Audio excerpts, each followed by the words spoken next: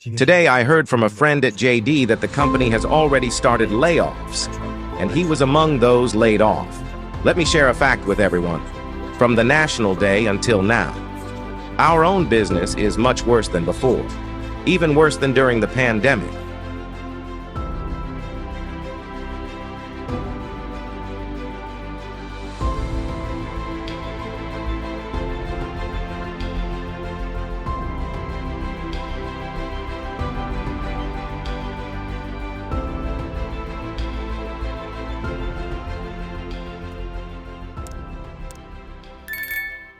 JD employees have leaked information indicating that several business lines are undergoing large-scale layoffs. On December 13th, multiple JD employees mentioned that the company is undergoing workforce adjustments involving logistics, technology, retail, and industrial sectors.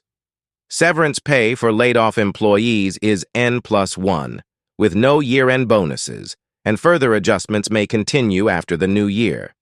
Today, I heard from a friend at JD that the company has already started layoffs, and he was among those laid off. The HR's proposed solution is N+1 for severance pay, but no year-end bonus. When my friend disagreed and failed to reach an agreement with HR, the company directly changed his computer password, forcing him to leave. Now, my friend is preparing for arbitration. It's surprising how quickly JD has taken action. Liu Qiangdong mentioned internally that the current bloated organization is a preparation for layoffs. Unexpectedly, even before the Chinese New Year, they have already started, and there are rumors that more layoffs will follow after the new year. It's been a tough year for us working individuals. Recently, the Blackstone Group, the largest listed investment management company in the United States, announced plans to sell 11 large logistics parks in China valued at over $10 billion USD. This move comes as a surprise, given that these logistics parks were acquired by Blackstone less than 2 years ago. Such large-scale and rapid withdrawal of funds is historically rare and has resulted in a negative trend in China's foreign investment for 6 consecutive quarters.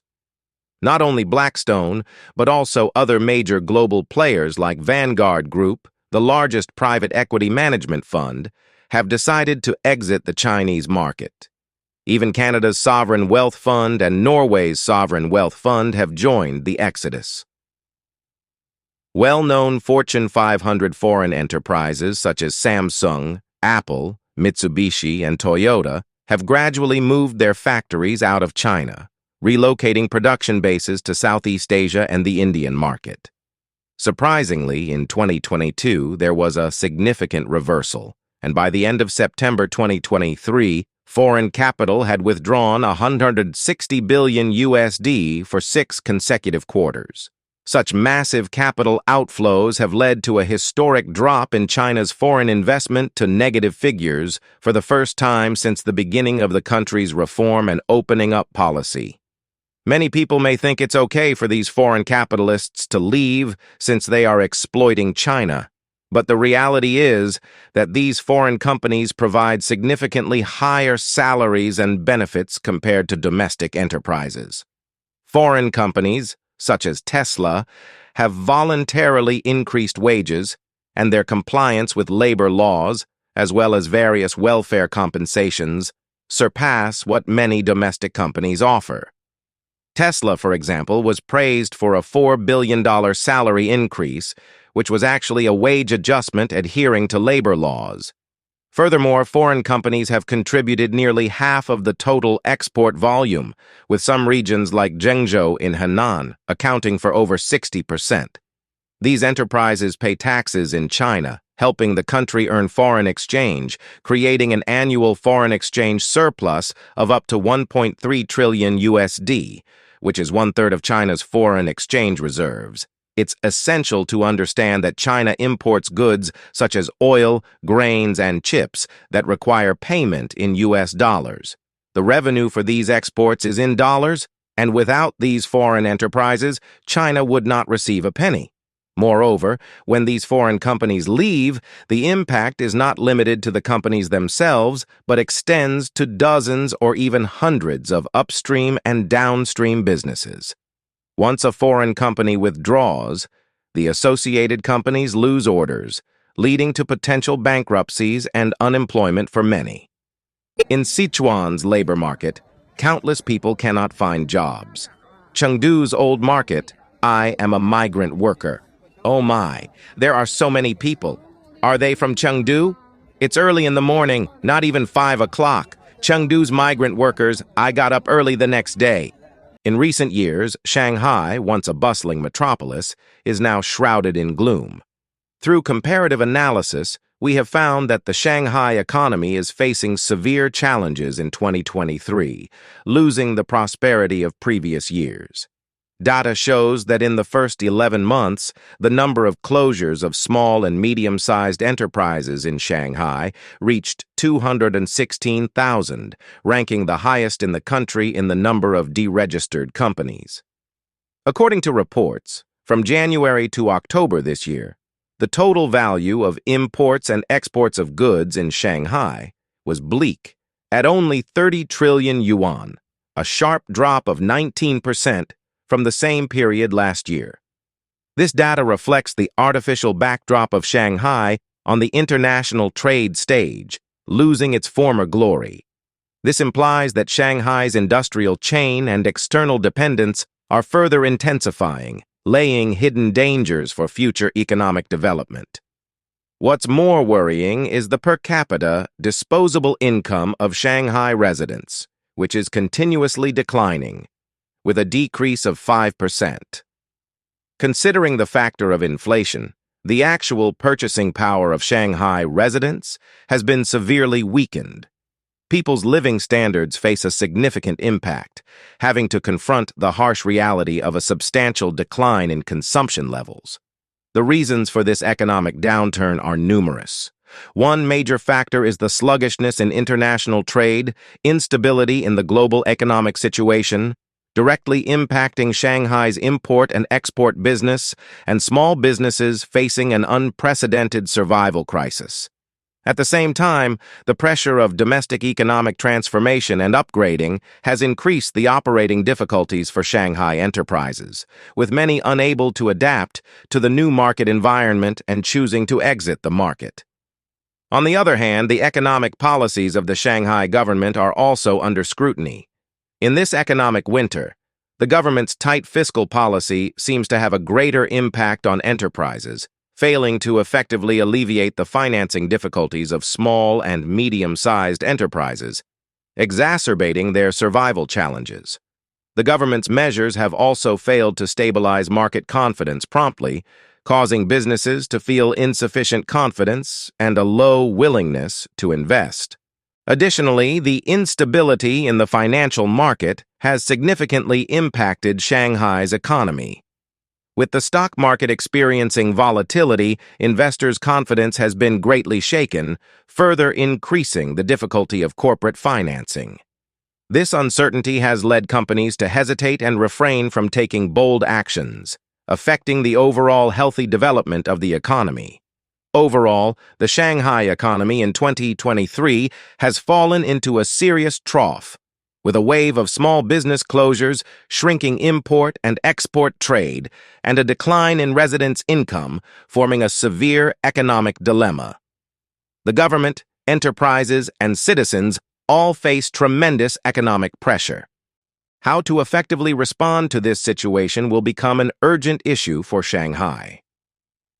Next, Economic Insights will share my views on this event.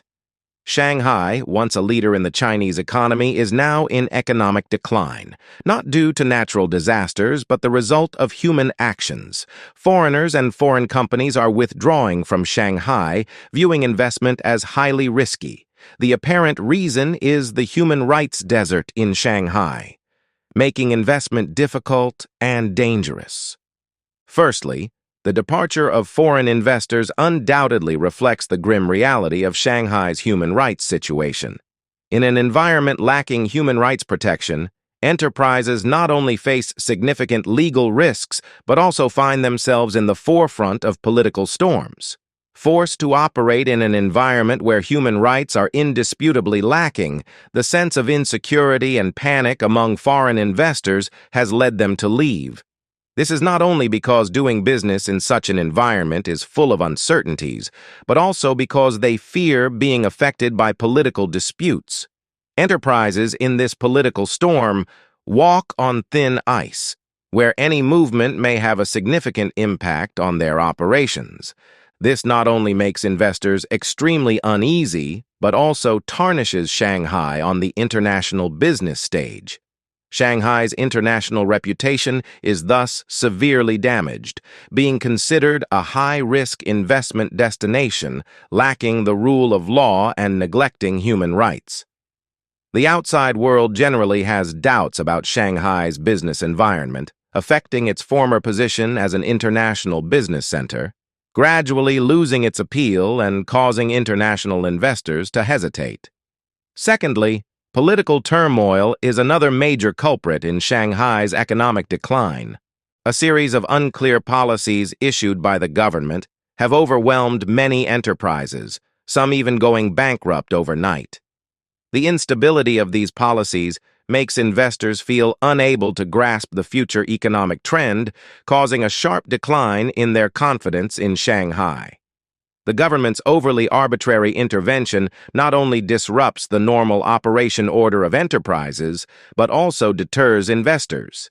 Sailing in the turbulent sea of political turmoil, Shanghai's business development is treacherous, faced with numerous challenges. Government intervention measures not only make it difficult for enterprises to cope, but also discourage investors. In the surging sea of disaster, sailing is bound to hit reefs and become still. Political unrest makes the future of Shanghai enterprises unpredictable, like the calm before a storm, leaving people feeling helpless and confused. In this background, Shanghai's economic blueprint becomes increasingly blurred, and business operations are like walking on thin ice, potentially falling into irreparable difficulties at any time. More worrisome is that Shanghai, once a prosperous city, now faces a serious threat to freedom of speech. In a country lacking freedom of speech, the government's actions cannot be supervised by the media. All media are controlled by the government, leading to a lack of understanding by leaders of the real needs of enterprises.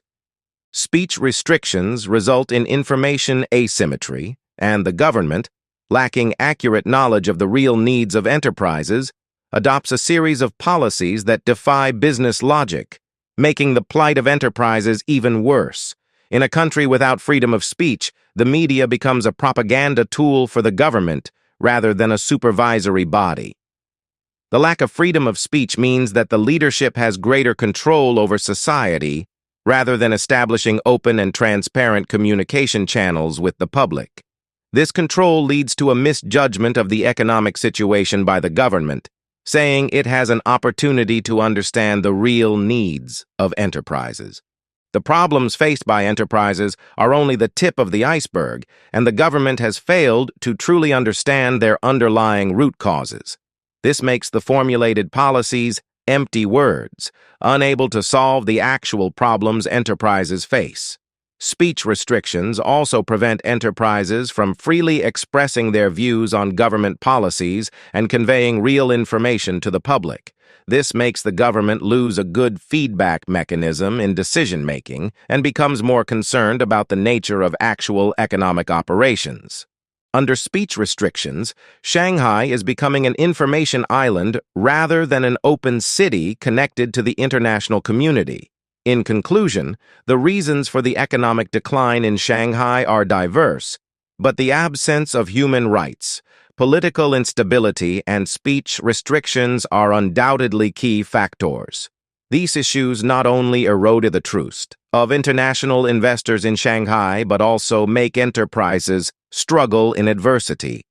If these problems are not fundamentally resolved, Shanghai will continue to fall into an economic trough, becoming a passerby on the international business stage. Let me share a fact with everyone. From the National Day until now, our own business is much worse than before, even worse than during the pandemic. Many friends attribute the decline in business to unfavorable weather, but isn't November like this every year? Even if the temperature drops, so what? In terms of the number of customers in my own store, it has not decreased, but the average spending per customer has plummeted, and profit margins have continuously declined. With physical businesses struggling, is online business really doing well? After the online group buying frenzy, returns have become a reality. Now, how should we proceed with our business? The costs of physical space, labor, and logistics are constantly increasing. Where should we go from here? The quality of life for many ordinary people in China has continued to decline, and the situation is extremely severe. Many laborers, despite working hard, still struggle to find work sufficient to support their families. Physical stores are facing a survival crisis, falling into losses and finding it difficult to maintain normal operations.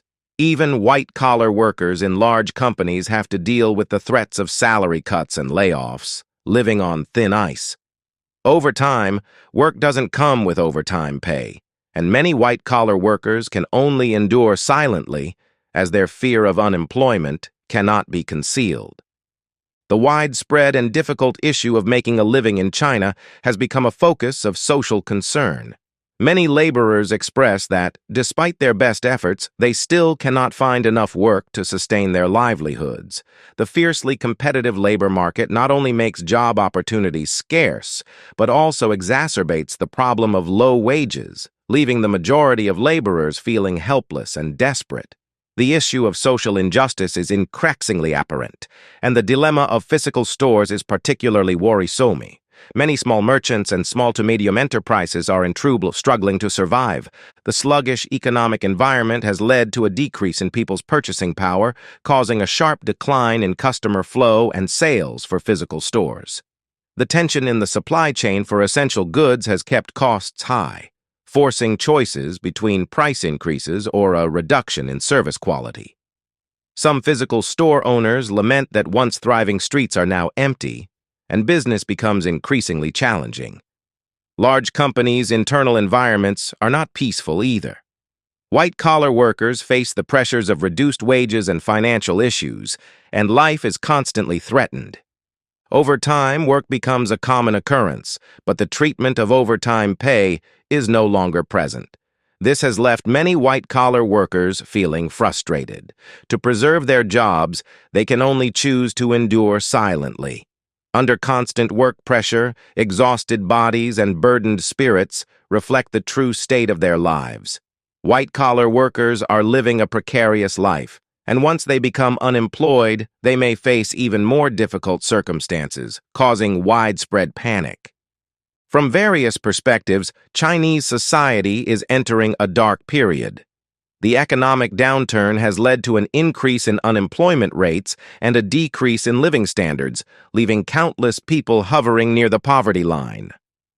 The plight of physical stores reflects the instability of the entire economic system, weakened corporate profitability, and an exacerbation of social wealth disparity.